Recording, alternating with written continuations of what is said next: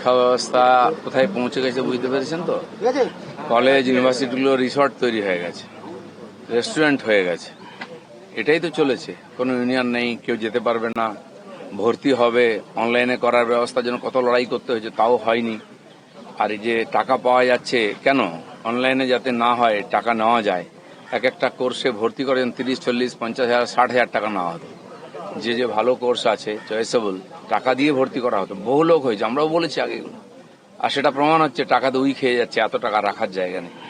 University কলেজে যদি এই পরিবেশ হয়, মেডিকেল কলেজে যদি ডাক্তারি ধর্ষিতা হয়ে যায়, কত নিচে নেমেছে আমাদের শিক্ষা ব্যবস্থা। আর সেটা মমতা ব্যানার্জি সব জানেন।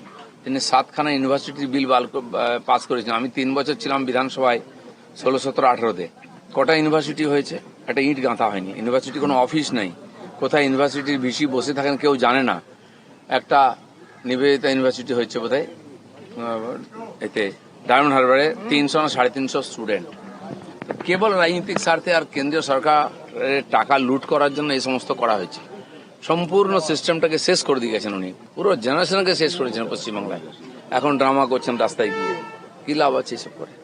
আগ্নেয়াস্ত্র পাওয়া গেছে, একটা কলেজের মধ্যে আগ্নেয়াস্ত্র পাওয়া যাচ্ছে, যেখানে হারমাদদের আড্ডা হবে, এন্টি সোশ্যালদের আড্ডা হবে, সেখানে হাতিয়ার থাকবে, মদের বোতল থাকবে, বাকি সব কাজ। কসবা ল কলেজে কি হলো? ওদের পার্টিরই কর্মীকে নিজের পার্টির নেতাই ধর্ষণ করছে। এই তো কলেজগুলোর হাল। একটা দুটো প্রকাশ্যে এসে গেছে বলে আপনারা জানতে পেরেছেন, খবর করেছেন। প্রত্যেকটি ইউনিভার্সিটি কলেজে এই দুরবস্থা আছে, সেখানে পড়ার কোনো পরিবেশ নেই। বাবা মারা চিন্তা করতেন পাঠাবো কিনা কলেজ ইউনিভার্সিটির ছেলে মেয়েদেরকে, কি অবস্থা হবে। তাই এখান থেকে বাংলার বাইরে সব চলে যেত পড়াশোনা করতে, এই পরিস্থিতির জন্য। দিলীপদা, শিয়ালদহ স্টেশনের আশপাশ থেকে দেখা গেছে গত 1 বছর, গত 2 বছরে ভুরি ভুরি আগ্নেয়াস্ত্র উদ্ধার হয়েছে, এবং সুরেন্দ্রনাথ কলেজের কাছ থেকে একবার নয় একাধিকবার আগ্নেয়াস্ত্র উদ্ধার হয়েছে। এই কলেজগুলো কি কাজে লাগানো হতো? কলেজ ইউনিভার্সিটি যেখানে মানুষ সন্দেহ করবে না, সেখানে সবচেয়ে বেশি অকাজ কুকাজ হয়েছে। বম বন্দুক থেকে আরম্ভ করে টাকা পয়সা লুটপাট, এখানে মদ খাওয়া ফুর্তি করা, এইসব হতো, পার্টি হতো। তো আপনি ভাবুন কি পরিবেশ হয়েছে, কি অবস্থায়। এত অস্ত্রশস্ত্র আনা হয়েছিল ইলেকশন লড়ার জন্য, কিন্তু ইলেকশন কমিশন কিছুই করতে দিল না। এখন সেসব হাতিয়ারপত্র তো আছেই, যেখানে সেখানে ছাপা মারলে বেরোবে। মানুষ যেগুলো জানতো, টিএমসির অফিস থেকে মজুত করা সরকারি মাল পাওয়া যাচ্ছে, লোকেরাই বার করছেন দরজা ভেঙে। আর ক্ষেতের মধ্যে টাকা পাওয়া যাচ্ছে। ভাবতে পারছেন কি অবস্থায় পৌঁছেছে পশ্চিমবাংলা এই 15 বছরে। তারপরেও বড় বড় কথা বলছেন ওনারা। মানুষ অনেকটা সংযত হয়ে আছে আমরা বলছি বলে। মানুষের আর ধৈর্যের বাঁধ ভাঙবেন না, এইসব ড্রামা বন্ধ করুন। ক্ষোভ বিক্ষোভ, বাড়িতে যান, রাস্তায় শুয়ে পড়ে আর নাটক করছেন আপনারা। জীবনে তো রাস্তায় বেরোলেন না, খালি ড্রামা করলেন। 2 নম্বরই মাল, লোককে লুটপাট করে খেলেন, ফুর্তি করলেন ঠান্ডা করে। এখন এই বিক্ষোভ এসব ড্রামা কেন করছেন? আদৌ কি দলটা টিকবে বলে মনে হচ্ছে আপনার?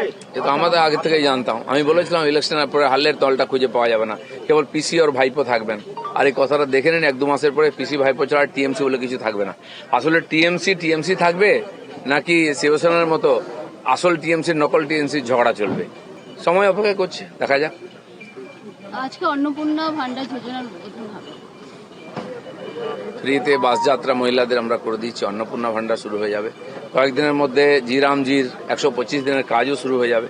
সব প্রসেসের মধ্যে আছে, ফান্ড এসে যাচ্ছে, কিছু ফর্মালিটিস ছিল সেগুলো পুরো হচ্ছে। এই মাসের মধ্যে ম্যাক্সিমাম প্রকল্প যেগুলো আমরা কথা দিচ্ছি জুন মাসে শুরু হয়ে যাবে। একদিকে যখন হকার উচ্ছেদ হচ্ছে, বিভিন্ন ফুটপাতের যারা উচ্ছেদগুলো করা হচ্ছে, ঠিক তখনই দেখা গেল যে কলেজ স্ট্রিটে একটি ভুয়ো খবর রটে গেছে যে দুপাশের যে বইয়ের দোকান সেগুলো নাকি ভাঙা হবে। দেখুন, ভুয়ো খবর রটিয়ে মানুষকে খেপানো, ভয় দেখানোর চেষ্টা হবেই। কেউ ঘাড়বাবেন না, আর এই রটনাতে কান দেবেন না। সরকার একটা পলিসি ঠিক করেছে, ফুটপাত না থাকলে মানুষ যাবে কি করে। বৃষ্টির দিন আমি দেখেছি রাস্তায় জল জমে আছে, ফুটপাতে দোকান, মহিলারা পর্যন্ত বাধ্য হচ্ছেন কাপড় তুলে ওখান দিয়ে হাঁটতে। এটা কি কোনো সভ্য জগতে হয়? তার জন্য যদি ফুটপাত খালি করা হয় মানুষের হাঁটার জন্য, সেটাতে সমবেদনা বা কেউ চলে এসেছেন যারা টাকা নিয়ে বসিয়েছেন, তাদের কষ্ট রেলের প্ল্যাটফর্ম, সেটা ব্যবসা করার জায়গা নয়। আপনি সাউথ সেকশনে যান, নর্থ সেকশনে যান, কোনো প্ল্যাটফর্মে খালি জায়গা পাবেন না, দাঁড়াবার বসার জায়গা পাবেন না, আপনি নড়তে পারবেন না। আর ট্রেন এসে গেলে এত ভিড় হয়, সেখানে দাঁড়াবার জায়গা থাকে না, পড়ে যান লোকেরা। এগুলো যদি সরানো হয়, কেউ যদি বাধা দিতে আসে, তো তার উদ্দেশ্য নিয়ে আমাদের খুব সন্দেহ আছে। আর এগুলো নিজেরাই খালি করে দিন মানুষের স্বার্থে। বিনা প্রয়োজনে সরকার কাউকে কষ্ট দেবে না, কিন্তু মানুষের স্বার্থে মানুষের প্রয়োজনে জীবনযাত্রা নির্বাধ করতে কিছুর কড়া ডিসিশন আমাদের নিতে হবে, আর সেটা সবাইকে মানতে হবে। দেবাশিস এবং শুভাশিস বন্দ্যোপাধ্যায়ের কথা অভিষেক বন্দ্যোপাধ্যায় জানতেন না? কার কথা জানতেন না? সোনারপুরে একটা গাঁজাখোর মাতাল বদমাস লোক, তার বাড়ি উনি চলে গেলেন। সে কি এমন ইম্পর্টেন্ট? পাড়ার সবাইকে সে জ্বালিয়ে রেখেছিল, সবাই তার মৃত্যু হয়েছে, কারো কোনো কষ্ট নেই। সে কি করে মারা গেছে? মদ খেয়ে মারা গেছে, রাস্তায় পড়ে মারা গেছে, কেউ জানে না সুসাইড করেছে কিনা। তার বাড়ি চলে যাচ্ছেন ড্রামা করতে। তো মানুষের ক্ষোভকে কেন উস্কে দিচ্ছেন আপনি? যদি সত্যি আপনার পার্টির কেউ মারা গিয়ে থাকে, কষ্ট হয়ে থাকে বাড়ি ছাড়া, আমাদের মুখ্যমন্ত্রী বলেছেন লিস্ট দিন, পুলিশ দিয়ে সসম্মানে তাকে বাড়ি পৌঁছে দেবো। কোথাও পাচ্ছেন না, একটা মাতালের বাড়ি চলে গেলেন। যেমন লোক তার সেরকম স্ট্যান্ডার্ড, সেরকম তার নেতা কর্মী সব সেরকমই আছে। দিলীপ দা, আদি এবং নব্য তৃণমূলের লড়াই চলছে। মধ্যরাতেও দেখা যাচ্ছে কুণাল ঘোষ তিনিও পোস্ট করছেন ঋতব্রতকে নিয়ে, কটাক্ষ করা হচ্ছে। কটাক্ষ করুন, যাই করুন, এখন টিএমসিতে একজনের নেতা বেঁচে আছেন, তিনি হচ্ছেন কুণাল ঘোষ। তিনি দেশের জন্য লড়াই করছেন, রাস্তায় শুয়ে পড়েছেন, দিদির হাওয়া এখনো খাচ্ছেন। যারা দিদির হাওয়া খেয়েছে তারা কোথায় হাওয়া খাচ্ছে? জেলে। এখন এটা যেন খেয়াল করেন।